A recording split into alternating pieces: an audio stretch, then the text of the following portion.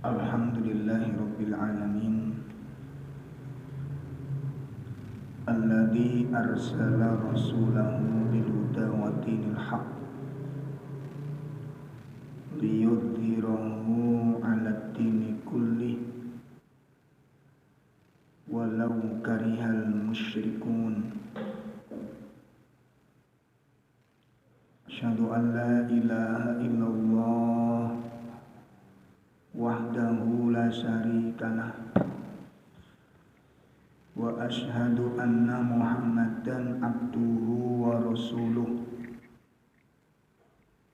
Ya ayyuhalladzina amanu taqullaha haqqa tuqatih wa la tamutunna illa wa antum muslimun.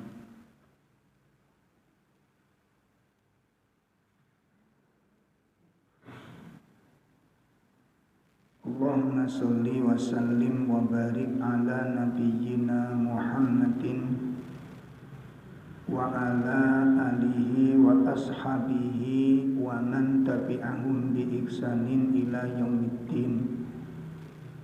Amma ba'd. Ikhwatul iman, Bapak Ibu sekalian jamaah majelis taklim yang berbahagia, alhamdulillah pada malam hari ini kita bisa hadir bersama-sama untuk belajar bareng, sinau bareng, untuk mengasah keislaman dan usaha untuk memperbaiki keimanan kita. Mudah-mudahan melalui ilmu ini Allah tambahkan keimanan yang baik kepada kita semuanya.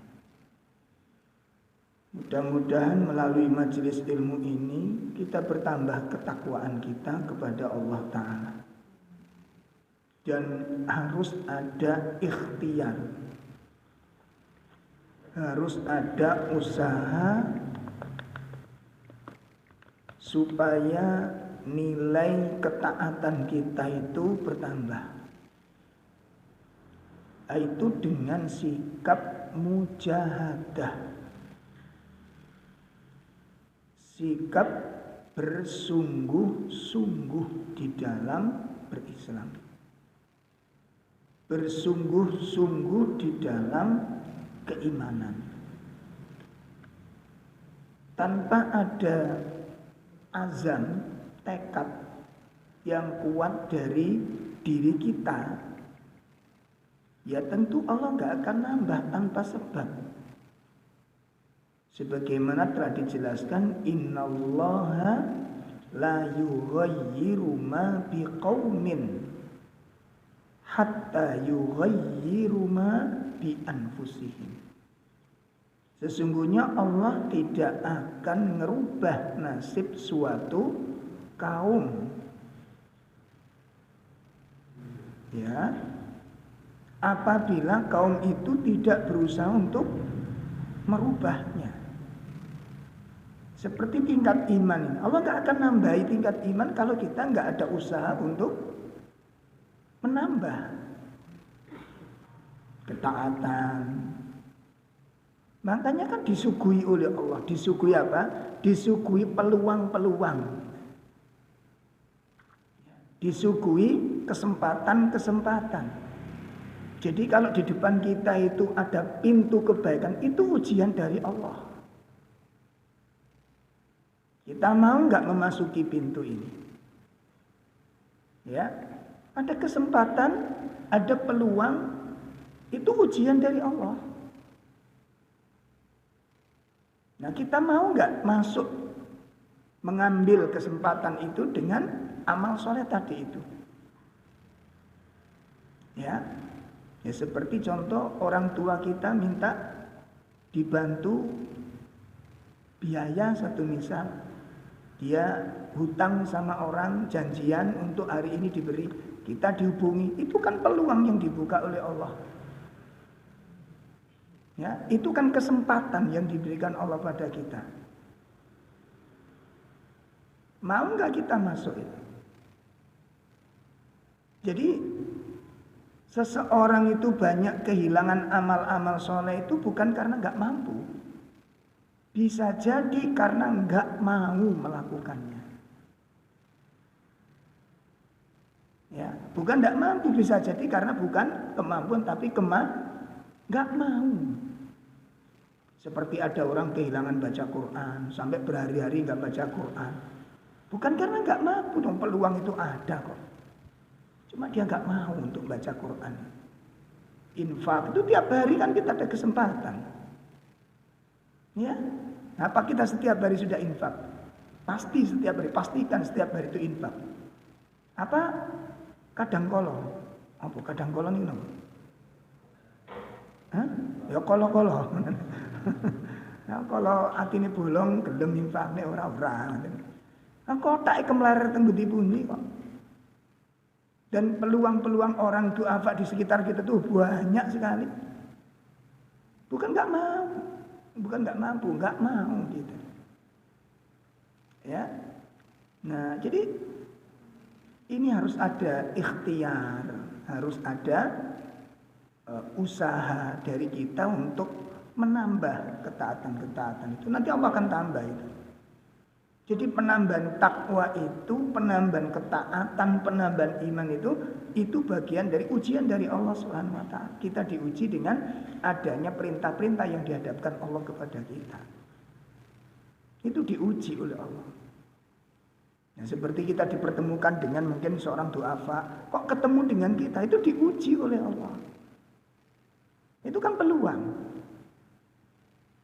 Ya, itu kan peluang. Allah kasih peluang. Sadar nggak kita? Ya. Nah, itu makanya tolong diperhatikan dengan baik dalam masalah tersebut. Ikhwas sekalian, Bapak Ibu, menindaklanjuti pembahasan dari Syarah Al-Arba'in Nawawi, masih hadis tentang hadis Jibril ya. Terakhir kita bahas masalah definisi al-Islam. Iya, betul gitu. Oke. Definisi al-Islam ya. Ada berapa, Pak? Coba sebutkan. Sudah terlalu lama liburnya. Sampai nempe. Ibu-ibu coba ada catatan enggak apa-apa ngerepek halal. Sebutkan definisi Islam. Apa al-Islam? Ngerepek enggak apa-apa, ngerepek enggak apa-apa. Sakjane kalian ngerepek sakjane ini. Karena definisi masalah-masalah kaidah itu harus dipahami. Ya, catatannya Bu, silakan dibaca. Perwakilan salah satu.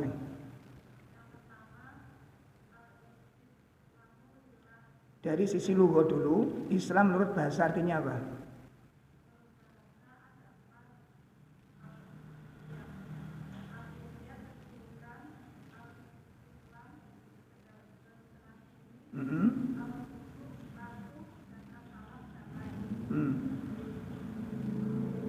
Ya, baik.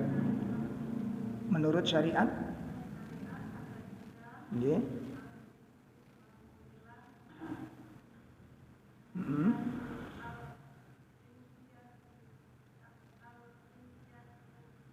Al-inqiyadu lahu.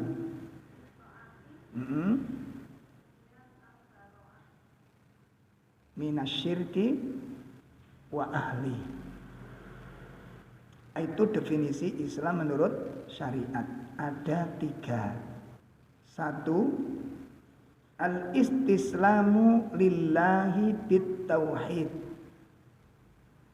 Ya, berserah diri kepada Allah Ta'ala dengan cara mentauhidkan Allah.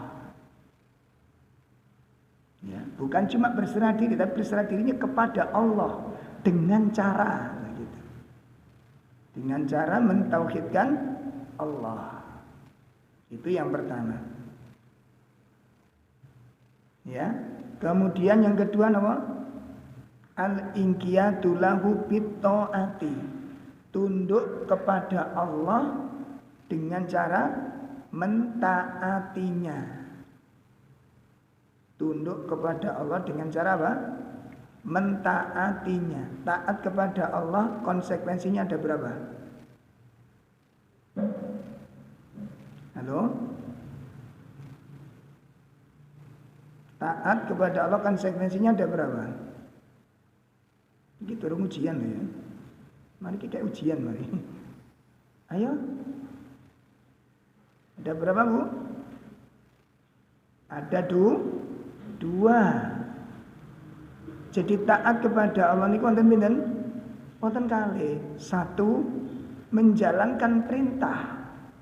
Yang kedua, menjauhi larangan. Itu konsekuensi taat kepada Allah. Ada dua. Ya.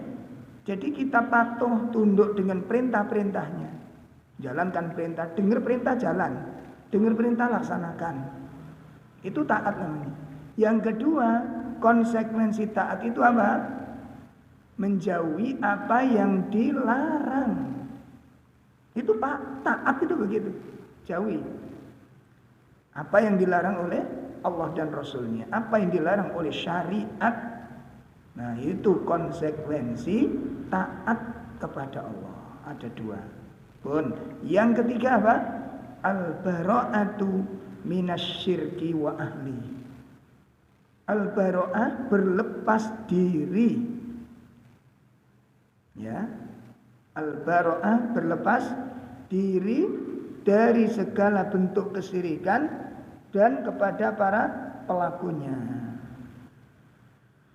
Berserah diri artinya berlepas diri. Berlepas diri itu tidak mau cawe-cawe dengan itu. Ini sudah lepas dari tanggung jawab kita, sudah diingatkan, sudah ditegur. Makanya para nabi-nabi dulu berlepas diri, seperti Nabi Ibrahim, ya, berlepas diri dari orang tuanya dan kaumnya. Dalil-dalilnya sampun dijelaskan ya. Sampun. Baik. Wis tiga sampun ngoten mawon ya. Allah. Kita lanjutkan. Kemudian penjelasan berikutnya,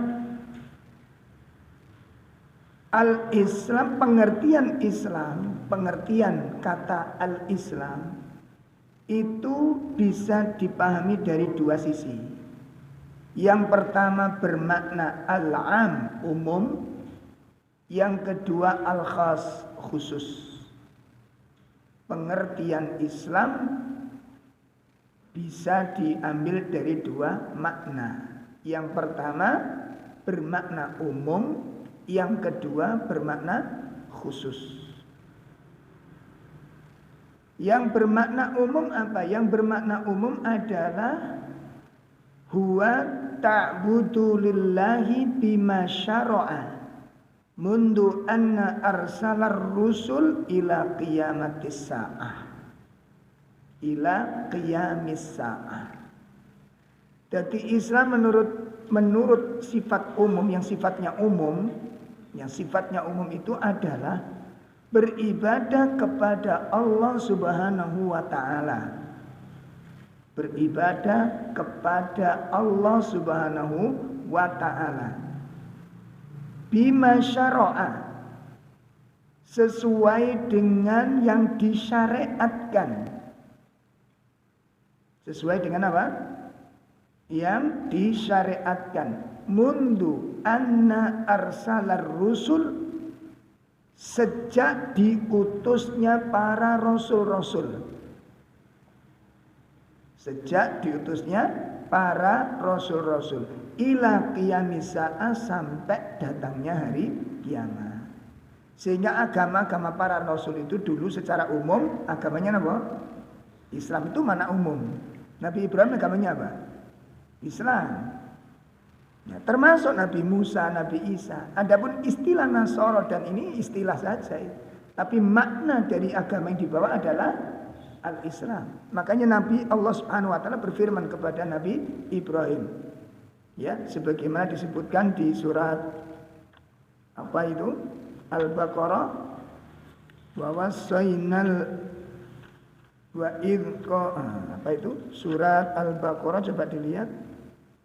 Al-Baqarah pada ayat 100. Ya, pada ayat 131. 131. Wa wassa biha idh qala lahu rabbuhu aslim qala aslamtu li rabbil alamin wa wassa biha Ibrahim banihi wa Ya'qub ya baniya innallaha astafa lakumuddina fala tamutunna illa wa antum muslimun. Ya. Ingatlah ketika Tuhan berfirman kepada Ibrahim, berserah dirilah. Dia menjawab, aku berserah diri kepada Tuhan doa. Dan Ibrahim memakarkan ucapan itu kepada anak-anaknya. Demikian pula Yakub, wahai anakku, sesungguhnya Allah telah memilih agama ini untukmu, maka janganlah kamu mati kecuali dalam keadaan muslim. Nah, berarti agama yang dibawa oleh Nabi Ibrahim alaihissalam adalah agama Islam. Begitu juga agama-agama berikutnya yang dibawa oleh para rasul itu mengambil dari warisan Nabi Ibrahim alaihissalam. Itu makna Islam secara umum. Adapun secara khusus, Islam bermakna khusus adalah yahtassu bima bu'ita bihi Muhammadin sallallahu alaihi wasallam. Ya, secara khusus apa yang telah diutus oleh Allah kepada Nabi Muhammad sallallahu alaihi wasallam. Secara khusus. Nah, ini definisi Islam. Kemudian arkanul Islam. Berikutnya tentang rukun-rukun Islam. Ada 5, sudah hafal semua, nggak usah dijelaskan. Ya. Berikutnya rukun Islam yang 5. Rukun Islam yang 5 wahia tanqasamu ila qasmaini, dibagi menjadi 2 bagian. Rukun Islam yang 5 niku dibagi menjadi 2 bagian. Mohon nggih, ngeten niki kudu dieling-eling ngeten niki. Jadi bulan depan saya tanya itu ojo ngrepek gak oleh. Niku kaidah soalnya. Sama dengan tolong sebutkan apa makna akidah. Itu enggak boleh ndelok jawabannya ndelok krepek. Kenapa akidah penting niki? Jelas ya? Nanti dites bulan depan. Ya, sing penting aja udur ngono mawon. Waya tes-tesan menceret kabeh. Baik. Rukun Islam yang 5 dibagi berapa tadi? 2. Yang pertama disebut arkanu asas. Arkanu asas. Apa yang dimaksud arkanu asas itu? Rukun yang merupakan pondasi dasar. Rukun yang merupakan pondasi dasar. Ini wajib mutlak, tidak boleh ditawar-menawar sudah. Repot kayak apapun, sulit kayak apapun, kepepet kayak apapun, 2 hal ini nggak boleh dihilangkan. Hatta ketika kita sakit lumpuh total selama akalnya masih ada, ini nggak boleh ditinggal 2 hal ini. Nah, rukun yang merupakan rukun asas ini ada 2. Yang pertama asy-syahadatani, 2 kalimat syahadat. Yang kedua iqamus shalah, menegakkan sholat. Itu merupakan arkanu asas, rukun yang merupakan apa? Apa tadi? Pondasi. Rukun pondasinya tadi ada berapa? Ada 2. Ngoten. Ini nggak boleh ditawar-tawar nih. Mutlak semua terlibat di sana. Semua harus mengamalkannya. Semua harus mengamalkannya. Miskin, kaya, sehat, sakit, longgar, repot, kayak tetap harus menjalankannya. Kecuali adanya udzur-udzur syar'i seperti wanita haid. Maten, sakit nggak boleh tinggalkan, sakit nggak boleh meninggalkan. Wajib secara mutlak. Ya, 2 rukun yang merupakan arkanu asas. Kemudian yang kedua disebut arkanu tamam. Bagian yang kedua disebut arkanu tamam. Rukun yang merupakan penyempurna. Maksudnya apa? La yutimul bina illa bihima. Bangunan-bangunan Islam itu tidak sempurna kecuali dengan rukun-rukun ini. Ada 3 di situ. Rukun yang sebagai penyempurna. Yang pertama ita'uz zakah. Yang kedua saumu Ramadan. Yang ketiga hajjul bait. Nah itu yang disebut dengan rukun penyempurna. Lah ini ada kalanya bisa ditinggalkan dalam koridor-koridor ketentuan seperti nggak mampu. Zakat nggak semua orang zakat. Yang nggak mampu nggak ada zakat. Puasa juga demikian. Haji juga demikian. Tapi yang 2 rukun yang merupakan rukun asas itu mutlak, ya. Jadi mboten asal gara-gara gerak jalan terus gak sholat. Ada nggak seperti itu? Iring-iring manten gak sholat. Banyak sekali ini. Pun itu penjelasan tentang Islam. Sudah selesai penjelasan tentang definisi Islam. Kita masuk penjelasan tentang al-iman. Al-iman. Apa makna definisi al-iman? Makna lughah. Makna iman menurut bahasa. Tasdiq wal iqrar. Makna iman menurut bahasa itu adalah at-tasdiq.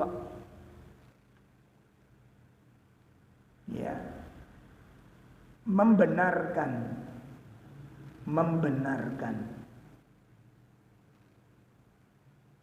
Wal iqrar dan melafatkan atau mengikrarkan. Membenarkan dan mengikrarkan. Itu makna iman menurut bahasa. Makanya tokoh-tokoh dari siapa?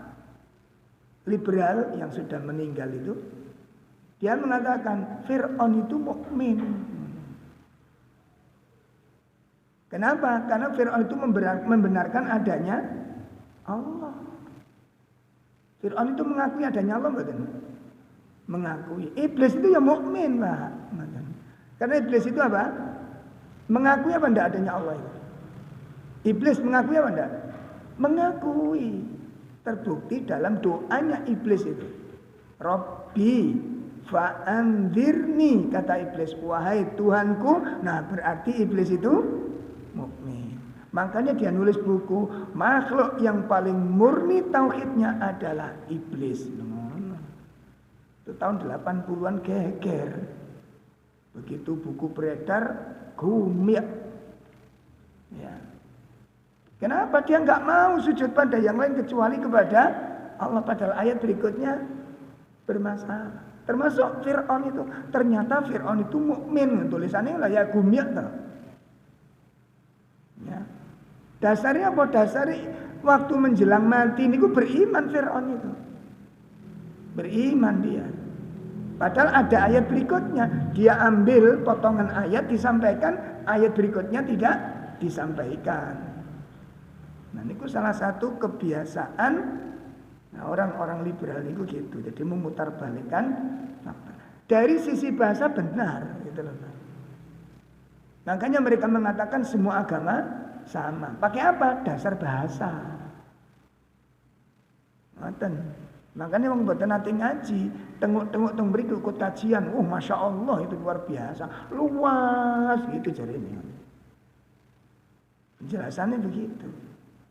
Seperti mengartikan makna Islam kemarin kalau menurut bahasa gimana? Tunduk, patuh, berserah diri, gitu. Damai itu makna Islam menurut bahasa, betul. Sehingga agama yang mengajarkan kedamaian, agama yang mengajarkan kepatuhan, berarti agama itu mengajarkan Islam. Nah, itu maknanya menurut bahasa. Dari sisi betul, tapi begitu dilihat dari sisi syariat ketemu bertentangan semua agama-agama selain Islam ini. Sampun. Pun dia itu makna iman menurut apa? Bahasa. At-tasdiq wal iqrar. Abu Thalib itu nek nurut bahasa niku masuk iman mboten? Abu Thalib nurut bahasa iman apa mboten? Iman. Kenapa? Dia membenarkan ajaran Muhammad itu. Bahkan cintanya Abu Thalib dengan Muhammad itu sangat besar. Kita nggak ada apa-apanya, Pak. Kalah kita cinta kita. Pengorbanannya kalah kita. Berapa pengorbanan kita kepada Islam? Nek dihitung. Abu Thalib gak kena dihitung pengorbanannya. Namun secara syariat ketangkep di situ. Dia nggak bisa dikatakan musyrik. Nah ini harus dipahami kedua sisi ini. Pun. Adapun iman inda ahlul ilm wasyara'i. Adapun iman menurut ahlu ilm, menurut para ulama, definisi iman menurut syariat meliputi 5 perkara. Meliputi 5 perkara.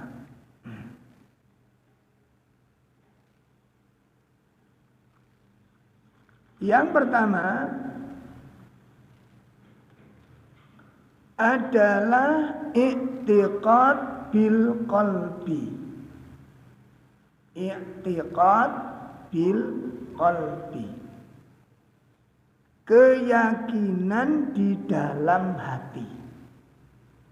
Yunafi lisyakki warraib. Menghilangkan keraguan dan kebimbangan. Iman menurut syariat, keyakinan dengan hati, dengan menghilangkan, menghapus apa tadi? Keraguan dan kebimbangan. Jadi nggak kecampuran, murni, keyakinan dalam. Jadi meyakini sesuatu itu membenarkan sesuatu tersebut dengan sebuah konsekuensi. Itu namanya yakin. Ya, dalilnya mana? Surat 49 ayat 15. Dalilnya surat 49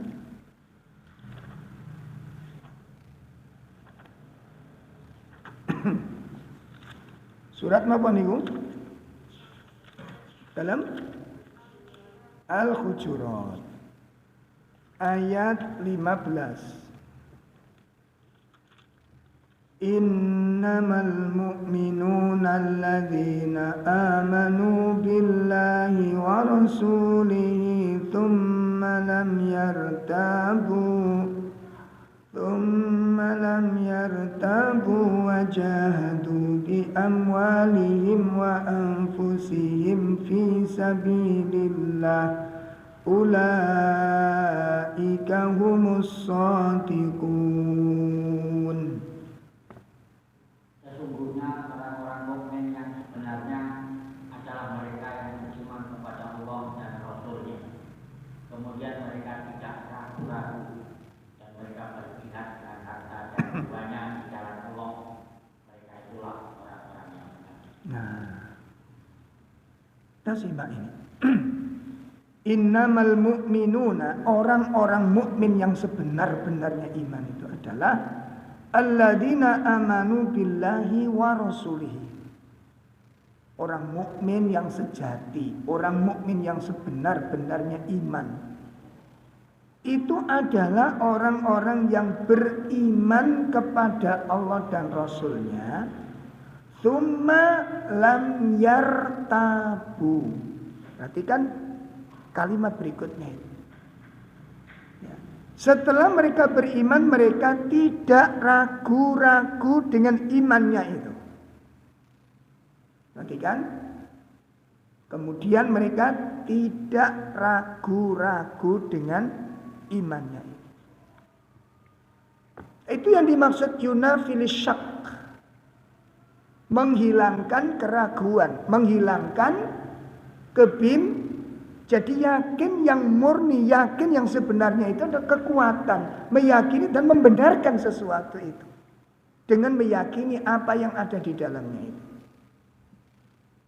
Sehingga perhatikan, konsekuensi iman yang benar itu adalah iman itu menggerakkan pemiliknya. Saya ulangi. Iman itu menggerakkan pemiliknya, pelakunya, untuk melakukan. Menggerakkan pelakunya untuk melakukan tuntutan apa yang diyakininya. Saya ulangi. Iman yang benar tadi apa? Menggerakkan pelakunya untuk melakukan tuntutan apa yang diyakininya. Jadi iman itu menggerakkan pelakunya untuk melakukan sesuatu. Tuntutannya di situ. Karena iman itu nuntut seseorang untuk melakukan sesuatu apa yang diyakininya. Melakukan sesuatu tuntutan. Ada dituntut kita melakukan. Kalau yakin pasti menggerakkan itu. Begitu. Nah, contohnya begini.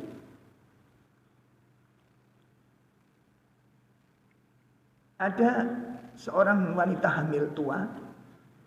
Kemudian periksa ke dokter. Untuk memastikan dan untuk menanyakan kira-kira kapan dia akan melahirkan. Ini contoh kemauan. Datanglah dia ke dokter dan dokter pun mendiagnosanya, mentelaahnya, memeriksanya. Setelah diperiksa, didiagnosa, disimpulkan, Bu, insya Allah kalau nggak ada halangan, jenengan akan melahirkan sekitar tanggal ini. Sekitar tanggal ini. Bulan ini. Ya, bulan ini tanggal sekian. Pulanglah sang orang yang wanita hamil. Begitu nyampe di rumah, dilihat kalender, ternyata tinggal 1 bulan. Tanggal yang telah ditunjukkan oleh dokter, hari kelahirannya. Kalau wanita hamil ini yakin dengan apa yang dikabarkan oleh sang dokter, apa yang dia lakukan?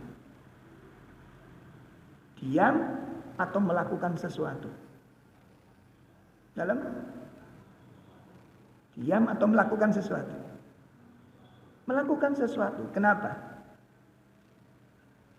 Apa yang dilakukannya?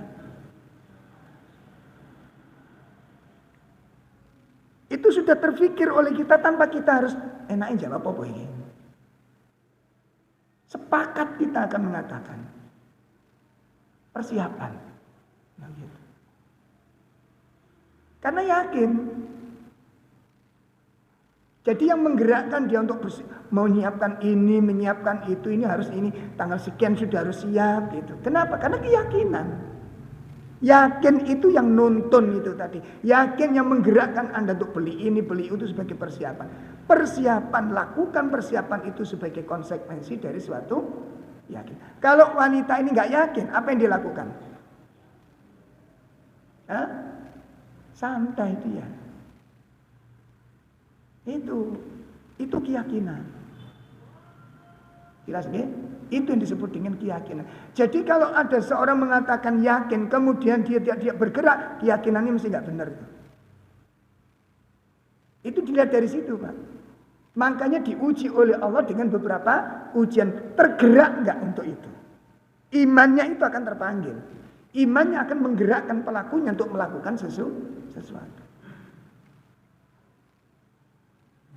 Atau besok ada informasi, besok diperkirakan daerah Mojosari listrik padam mulai jam 7 pagi sampai 7 malam.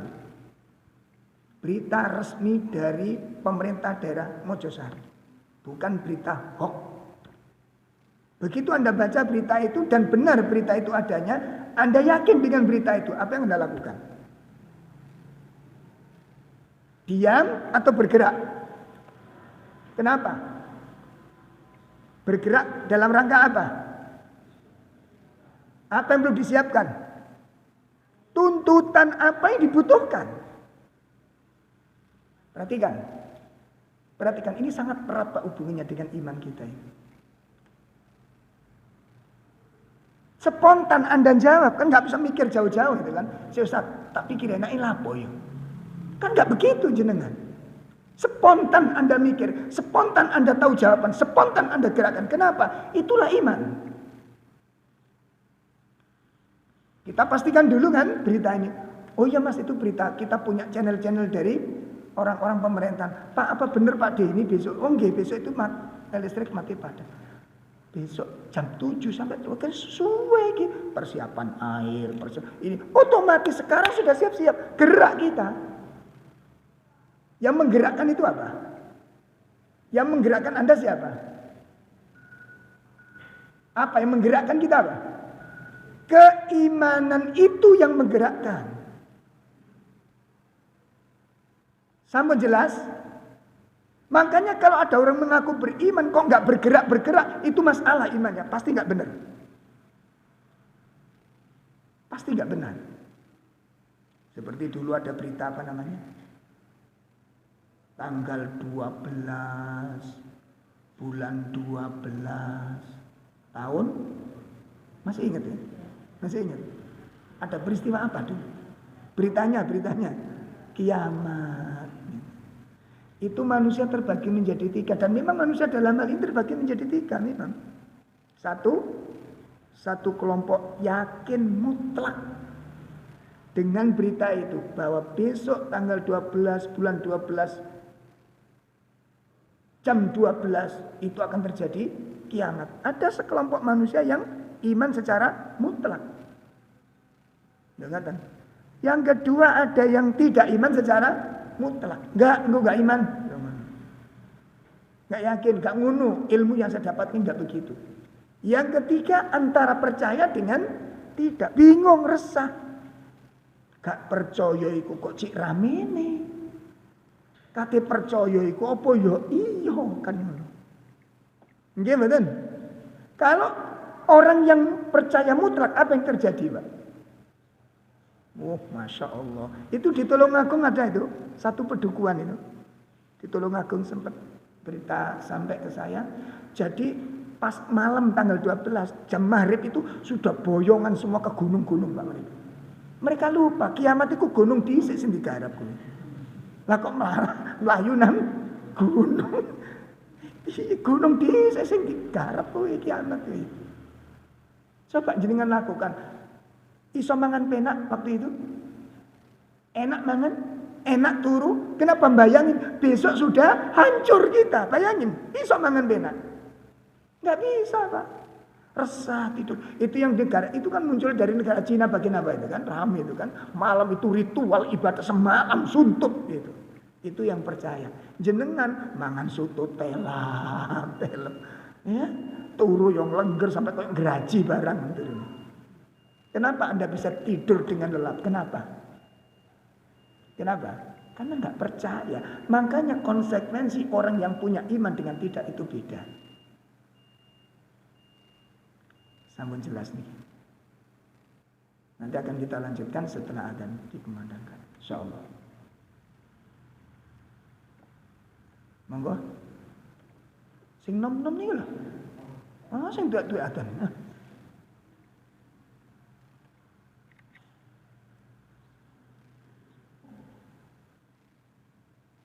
Allahu Akbar, Allahu Akbar. Allah. Allahu Akbar, Allahu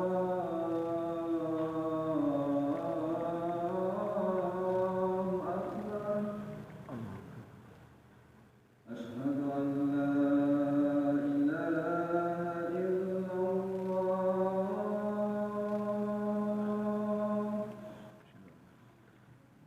Asyhadu an la ilaha illallah.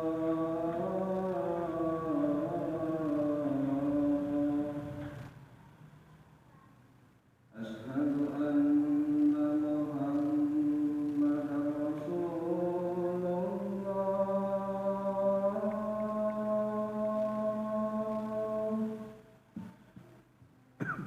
Asyhadu anna Muhammadar Rasulullah.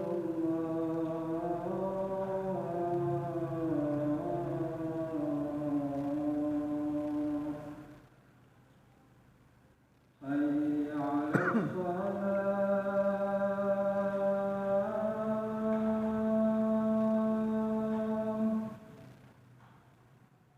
Hayya 'alas salah.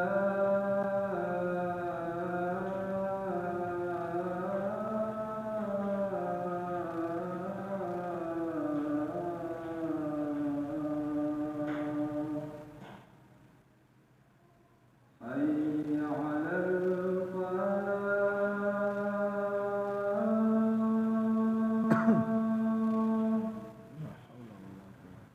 Hayya 'alal falah.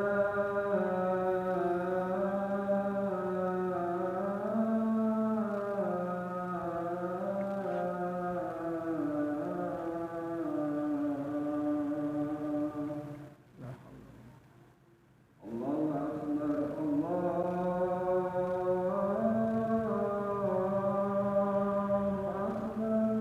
Allahu Akbar. La ilaha illallah.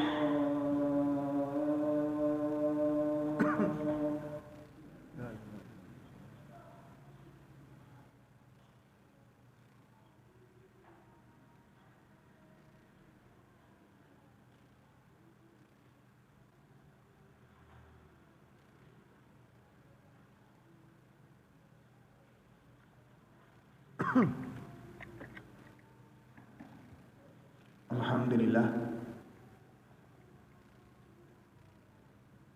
Ikhwatul iman rahimani wa rahimakumullah. Jadi itu makna dari i'tiqad bil qalbi. Itu namanya iman. Keyakinan dengan hati. Yunafi lisyakki warraib, tanpa tercampuri dengan adanya apa? Keraguan dan jadi yakin. Makanya yakin kalau tanpa ragu menggerakkan pelakunya. Keyakinan yang tidak tercampuri dengan keraguan itu menggerakkan pelakunya untuk melakukan sesuatu tuntutan apa yang diyakini. Lah tuntutan yang diyakini macam-macam, tergantung apa peristiwanya, kan begitu. Apa yang menjadi peristiwanya. Nah, seperti kalau kita lihat bagaimana imannya para sahabat.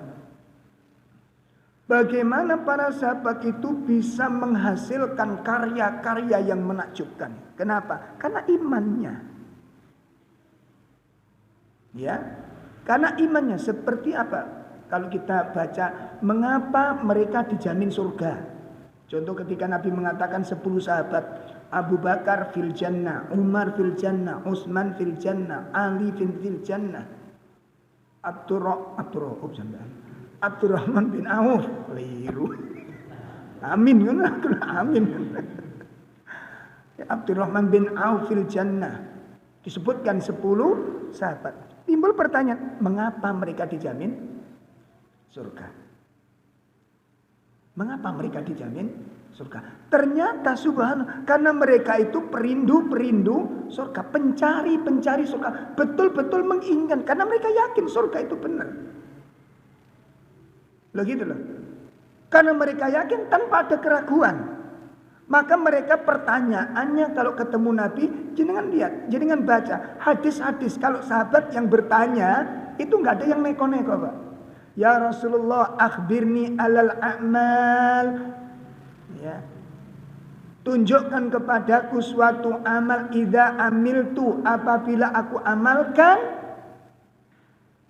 Allah memasukkan aku ke dalam surga. Ya Rasulullah, ajarkan kepadaku amalan yang aku bisa masuk surga dengan amalan itu. Ya Rasulullah, nasihatkan kepadaku suatu amalan untuk bisa masuk surga. Pertanyaannya seputar itu. Maka pertanyaan-pertanyaan sahabat seputar tentang surga itu, kenapa? Karena mereka meyakininya dengan benar tanpa ada keraguan. Dan kemudian ditunjukkan, kenapa? Karena untuk bisa masuk ke dalam surga, itu ditunjang dengan sebuah amalan-amalan yang luar biasa. Dan itu yang menjadikan para sahabat, kenapa para sahabat tidak pernah bosan untuk beramal. Kira-kira apa yang menyebabkan para sahabat gak pernah lelah dalam ibadah? Apa sebabnya? Gak pernah bosan ibadah. Itu kalau baca ini kisahnya Ali bin Abi Thalib, Utsman bin Affan, Utsman bin Affan itu Masya Allah. Dengar sesuatu yang bermanfaat, besar manfaatnya, diambil sama dia, dibebaskan. Ya, seperti ketika satu hari, ketika Nabi berduduk persiapan besok akan terjadi peperangan dengan kaum muslimin. Kalau bahasa kita itu apa? Besok akan terjadi peperangan, sekarang di briefing dulu. Briefing ya. Sosialisasi dulu. Besok kita akan berangkat ke medan jihad. Ini kita lihat setelah kita evaluasi lagi, kendaraannya kurang ini. Kendaraan yang dibutuhkan untuk berangkat ini kurang. Utsman bertanya, berapa kekurangan dia? Sekian ratus kendaraan. Kata Utsman, besok sekian ratus kendaraan saya siapkan. Tidak masalah. Nabi berdiri lagi. Senjatanya juga kurang ini. Karena Utsman merasa mampu, nggak pakai nunda. Berapa kekurangan senjatanya? Sekian. Besok kekurangan senjata saya siapkan, kata Utsman. Kemudian Nabi berdiri lagi, bekalnya juga kurang, kata Nabi. Utsman berdiri lagi, berapa kekurangan bekalnya itu? Sekian, kekurangan bekal besok saya siapkan. Kata, ya Rasulullah, apa yang kurang? Kata Nabi, ya Utsman, cukup untukmu. Peperangan besok miliknya Utsman. Kenapa Utsman borong sekian banyak? Kok enggak? Saya kan sudah tadi. Yang lain dong. Seperti orang barat sana itu ya. Ya. Karena dia merasa mampu, Pak. Dan dia ingin kesempatan itu diborong sama dia. Makanya dengan kaf ya Utsman, cukup ya Utsman. Jihad besok miliknya Utsman. Allah. Kenapa Utsman enggak pernah bosan, Pak? Karena yakin. Dan beliau menempatkan ibadah itu kebutuhan. Kuwi sehingga gak pernah bosan. Seperti ibu-ibu, bapak-bapak. Pernah bosan pegang duit gak? Nggak aku takon ae. Pernah enggak? Aku mah aku nyekel duit terus bosen aku mah. Kon mah kabeh mah. Gitu. Dan mamanya juga bosen ternyata. Aku ya bosen, Pak. Wis gletakno kono ae aku wis bosen nyekel duit bendino. Ada yang pernah bilang begitu? Kenapa Anda tidak pernah bosan? Dalam kuwi masalahnya. Karena kita itu kebutuhan. Kacamata kita perlu dirubah. Makanya kenapa kita gampang capek ibadah, gampang cukup. Karena kita merasakan itu beban, masyaqqah. Sehingga cukup sekali selesai. Seperti infak. Tadi pagi kan sudah. Padahal pagi dengan siang urusannya sama apa enggak? Sama apa enggak? Dan kalau kemudian dikasihkan lagi apa ada kerugian? Kalau panjenengan mau berangkat haji, mau berangkat umroh, tentu bekal yang disiapkan sama apa enggak? Sangu sing disiapno niku lho Pak, nek kate umroh ambek haji padha napa mboten? Beda. Kenapa? Lebih banyak mana? Haji. Kenapa? Lebih lama. Itu kecerdasan namanya. Itu cerdas. Makanya Nabi ketika mendefinisikan cerdas apa kata Nabi? Wal amalu lima ba'dal maut. Itu cerdas namanya. Yakin akan kepergiannya, akan kehidupan setelah kematian. Makanya dia beramal sebagai persiapan i'dadu. Apa i'dadu? Persiapan.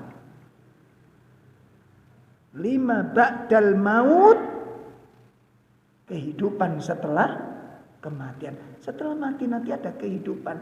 Dan sangune kehidupan setelah mati, ya sekarang kita siapkan. Persoalannya, lanjenengan nanti rencananya matinya berapa lama? Hah? Jenengan nanti loh, rencananya mati itu berapa lama? Terus balik lagi ke sini atau nggak balik? Itu masalahnya. Yang perlu didandani iman kula mbak sampeyan niku cacat masalahnya kita. Dan para sahabat meyakini secara mutlak. Nek sok ditumplak donyane sahabat niku. Untuk apa? Bekal. Kata sahabat Abu Hurairah, perjalanan ku hari kiamat itu panjang, bekalku sangat sedikit. Makanya nangis Abu Hurairah. Waktu sakit berat menjelang kematian Abu Hurairah nangis. Padahal Abu Hurairah, kita tahu siapa Abu Hurairah. Keyakinannya yang mendorong demikian. Masya Allah. Nanti saya lihat orang-orang safar mau haji niku, sangu jelas disiapno Pak. Wis siap berangkat itu berarti wis siap kabeh. Ngono niku dicekeli ponakane, budhe iki budhe anak didik, wis lah gak repot-repot tapi ya diterima. Gitu? Iya. Duit.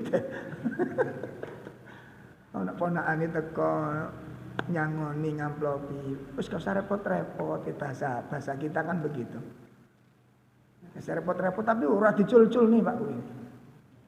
Wis ana kok wis sudah sampun kita tambahan sangu terus diterima terus enggak pernah bosan. Kenapa? Kebutuhan. Nah, selama kita belum menempatkan ibadah itu sebagai kebutuhan, kita gampang lelah nanti. Gampang bosan, gampang capek. Wis rumangsa cukup. Ya Allah Pak, saya merasakan sendiri nih waktu umroh pertama kali ini. Ini kemudian persiapan yang mateng karena memang dadak diajak sama jamaah. Nah, tak pikir guyon katanya, Ustaz. Sampean tanggal sekian longgar, kira longgar Pak. Jadwal masih belum padat waktu itu. Malah dolen Ustaz, sembarang, seneng dia dolen. Kalau nyuwun KTP ini ambek kakai, loh kok baik KTP? Wis ta. Dolen nang wis ta, kon njaluk KTP ini. Akhirnya njaluk KTP sama kakak diberitahu itu wis duwata Pak, wis muempet. Terus saya tuh nggak punya sangu, sangunya dari saya nanti. Ustadz gak usah mikir sangu, Ustadz kamu siap budal kita. Semua nanti kebutuhan dari saya, makan semuanya sudah dari saya. Tapi kan tetap orang penak tau Pak, ini gak nyekel duit gawe ewer ini ya, orang penak tau. Saya coba ayo. Jenengan sing lunga gak nyekel duit blas ngono kira-kira piye? Hah? Iya pikir. Padahal dijamin, Pak, wis dijamin kuwi. Semua dibutuhi sama dia. Tapi tetap akhirnya saya alhamdulillah nyekel duit 5 juta. 5 juta. Tak cekel kayak jimat nih Pak. Aweh. Musim wong tuku ngene tuku wis meneng tak cekel duit iki. Kok kayak soalnya barang ning kono itu kan regane 3 kali lipat dengan sini toh. 4 kali lipat, bisa 4 kali lipat itu. Supermi itu di sini. Sana enggak karuan regane. 4 kali lipat harganya. Nah, itu nyekel duit tak emang. Pas malam-malam, pas di habis sholat isya, dijak mampir ke rumah makan, terus ada es yang memang beda dengan es ini. Ustaz, mumpung di sini Ustaz, es jus Ustaz, beda Ustaz, ini enak Ustaz. Kini kan duduk rai gedek Pak. Ngerti rai gedek artinya kan ngerti unggah-unggah ngono. Dikai mana di sini. Sampun Pak, sampun kula nek mangan es niku malah pilek ngono kan. Padahal jane kepingin. Kan bahasa Indonesia kan ngono. Ayo Ustaz mongkon gak usah sungkan-sungkan jenengan kan sudah bilang gak usah sungkan-sungkan. Tetep enggak bisa enggak. Nggih mboten. Sing kuno wae enak telap sing nukokno kan lha sing ditukokno kan merinding ate mangan. Ambil ini. Ayo Ustaz ambil ini. Ojo sungkan-sungkan jenengan. Mumpung ning kene di Indonesia gak ono makanan seperti ini. Dan memang benar itu. Jane kepengin hati ini. Tapi kita kan mesti sangoni, wis gawe mangan wis semuanya gak enak tetep. Nah, selesai makan-makan belinya pulang ke maktab. Saya enggak pulang, enggak tak duduk di sini. Itu pas di terasanya Ka'bah belum dibangun waktu itu kan. Pelatarannya ini. Nah, ketika beliau pulang saya duduk di sendirian itu enggak terasa, Pak. Air mata nikin derwende enggak karu-karuan. Ketika saya duduk sendirian. Apa yang terbayangkan? Iku saya nyekel duit cumpon. Ngene rasane bepergian di negeri asing tanpa bekal. Iku padahal sing jamin menderita, Pak. Itu cambuk bagi saya. Cambuk bagi saya. Itu di dunia, di dunia.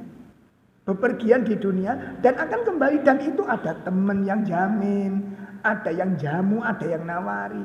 Jadi kan bisa terbayangkan, pernah nggak terbayangkan oleh kita saat kesendirian kita di alam kubur kelak dengan bekal yang sangat cumpon. Apa kira-kira yang terjadi? Satu yang dijelaskan oleh para ulama. Apa, Pak? An-nadmu. Menyesal.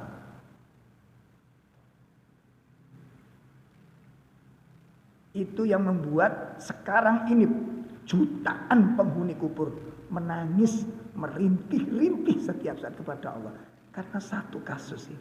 Apa? An-nadmu. Menyesal. Kita kan santai-santai tuh sekarang ibadah. Santai banget. Dan gampang lelah. Gampang bosan beribadah. Kenapa? Rumoso cukup. Allah. Dereng. Makanya para sahabat itu diolah pikir satu itu kebutuhan. Yang kedua mereka sangat berharap dengan tingkatan yang tertinggi. Yang ketiga khawatir. Kalau ibadah-ibadah yang kemarin yang dilakukan itu bisa jadi belum diterima oleh. Itu kekhawatiran para sahabat yang menjadikan kenapa para sahabat itu serakah di dalam beribadah. Kenapa? Sahabat-sahabat itu sangat serakah beribadah. Rakus tamak di dalam kebaikan itu. Itu para sahabat. Kalau kita kan qanaah. Napa qanaah? Sederhana banget gitu. Nyantai. Ini qanaah zuhud gitu ya. Dalam urusan ibadah. Sahabat terakah. Enggak ada sahabat kecuali serakah ibadahnya. Enggak ada seorang sahabat pun kecuali serakah dalam ibadah. Antum kalau lihat baca kisahnya, Masya Allah. Berlomba-lomba mereka. Makanya kisah Amr bin As itu sampai GR itu kan. Karena dikagumi oleh Nabi. Sampai GR Amr bin As itu. Saya adalah sahabat yang aku kira akulah orang yang paling dicintai oleh Rasul sallallahu alaihi wasallam. Karena Nabi itu sangat kagum dengan ibadahnya Amr bin As. Apa yang membuat Nabi kagum kepada Amr bin As? Ibadahnya kalau sing digasok sing sok niru, Pak. Sebelum ditegur oleh Nabi, Amr bin As itu, perhatikan. Satu, setiap hari dia puasa. Sebelum ditegur oleh Nabi. Tiap hari dia puasa. Tiap hari. Yang kedua, tiap hari dia khatam Quran. Itu Amr bin As. Yang ketiga, jarang tidur malam untuk begadang dengan Allah Ta'ala. Itu sebelum ditegur oleh Rasul SAW. Amalan ini dilakukan oleh Amr bin As. Begitu dia ditegur oleh Nabi, kalau kamu mau bermalam, sholatlah malam, tapi tidurlah. Karena mata itu ada haknya. Kalau kamu berpuasa, berpuasalah. Berpuasalah ini, aku bisa lebih itu. Puasalah ini, aku lebih. Terakhir Nabi mengatakan, puasalah Nabi Daud. Jangan ditambah. Sehari puasa, sehari tidak. Jangan ditambah dari itu. Sebelumnya puasa. Akhirnya Amr bin As sejak saat itu puasa Nabi Daud sampai meninggal dunia. Itu khatam Quran juga begitu. 3 hari baru khatam dia. Biasanya setiap hari setelah ditegur Nabi tidak pantas, tidak layak. Orang khatam Quran apa? Kurang apa lebih ini? Gak boleh lebih dari pokoknya maksimal 3 hari sekali maksimal. Gak boleh lebih dari itu kata Nabi. Kurang baik kata Nabi. Amr bin As sejak itu puasa Nabi Daud, khatam Quran 3 hari sekali, itu sampai beliau meninggal dunia. Masya Allah. Kenapa? Karena mereka yakin dengan apa yang dijanjikan. Itu yang dikatakan al-yakin. I'tiqad bil qalbi yunafil syakki warraib. Nah sekarang tergantung apa yang diyakini kan gitu. Apa yang diyakini. Ketika yakin itu masuk ke dalam hati itu merubah. Yang asalnya lemah itu berubah jadi kuat. Keyakinan ternyata. Bukan fisik. Bukan kondisi, ternyata keyakinan hati. Saya bisa buktikan. Saya pernah cerita, dan ini sering saya ceritakan kasus ini. Karena luar biasa, Pak. Ada kakek-kakek menjelang umroh di bulan Ramadan ini. Jadi belum berangkat itu manasik terakhir. Jadi 2 hari sebelumnya akan berangkat itu. 2 hari sebelumnya kita manasik terakhir, kepersiapan untuk berangkat. Itu sambatan. Panasnya seperti ini. Di sini panasnya luar biasa. Dia datang kepada Ustaz. Iki ndek kene panase kaya ngene ndek kono kaya apa? Napa Mbah menang? Awak dhewe wis tuwek kuat iki. Ndek kene kaya ngene wis mangat-mangat ngene ndek kono kok kaya apa? Jadi beliau membayangkan panasnya di Mekah kayak apa, Indonesia kayak begini gitu kan. Akhirnya saya guyon, wis Mbah, nek gak kuat wis mulai Mbah kasih tau Mbah batal Mbah menang. Wong durung budal wis wong durung dilakoni wis sambatan. Lho iki kan sing logis ya Ustaz. Iki kan nek kene kok. Lah ya wis mulai ae gak usah budal. Jenengan kok malah ngentahi. Long sampean sambat kok aku sing ngentahi ngono. Nek wis bismillahirrahmanirrahim, bismillahirrahmanirrahim, Allah sudah hasbiyallah. Hasbiyallah.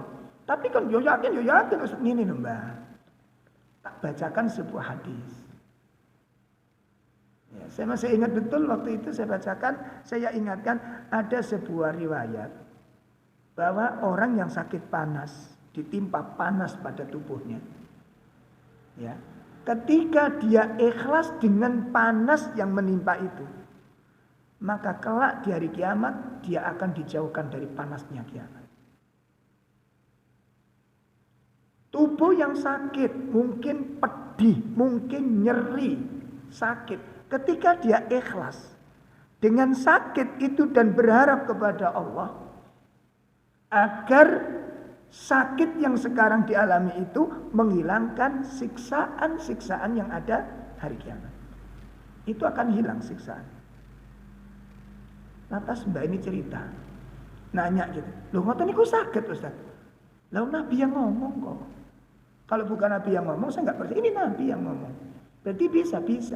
Makanya kalau nanti kena panas, matahari atau badannya panas, Ayo kita harapkan panasnya yang hari ini kita rasakan itu menjadi dinginnya peristiwa hari kiamat. Pripun Bang? Pun siap lho ngono ya. Mboten kepanasan, mboten pun gawe ngobong dosa. Begitu sampai di sana dibuktikan sama beliau.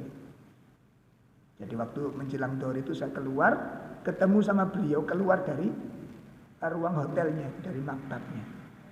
Orang ingetnya enggak karu-karuan di pelatarannya Ka'bah. Saya tanya, kan nang ndi, Mbah? Tawaf Ustaz. Gak engko adem, ngobong dosa. Saya tanya ke jenengan, Mbak ini waktu keluar menjelang zuhur, tawaf itu terasa panas enggak? Terasa enggak? Terasa. Menderita atau bahagia? Mbah ini loh. Terasa panas? Iya. Menderita atau bahagia? Kenapa?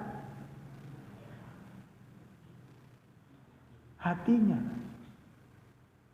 Dia menginginkan panas yang diharapkan itu, yang dia rasakan itu menjadi pembakar dosa-dosanya. Yang dibayangin apa waktu itu? Peristiwa, aku ingin peristiwa panasnya akhirat menjadi dingin karena panasnya hari ini. Itu namanya yakin.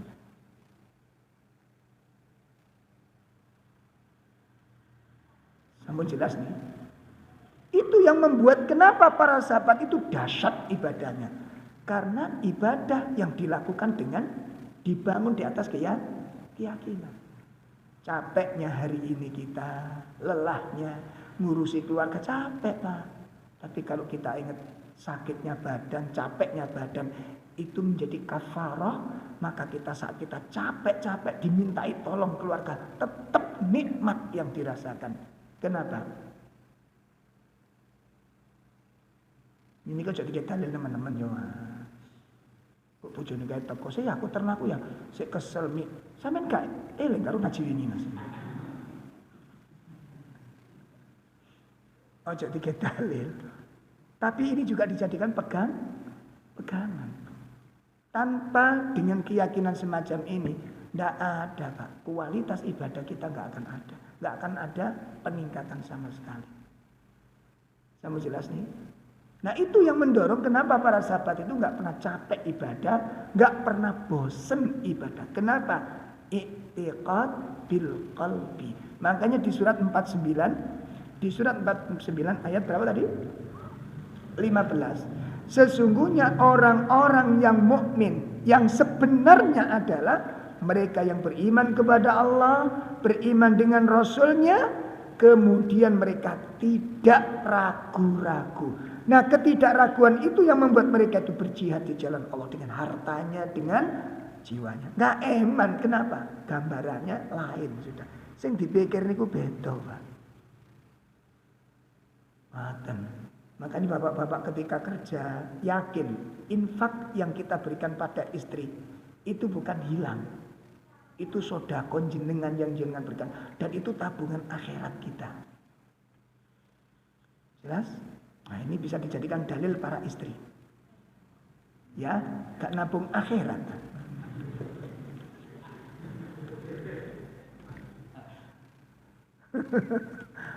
Loh itu luar biasa. Begitu juga para istri ketika melayani suami.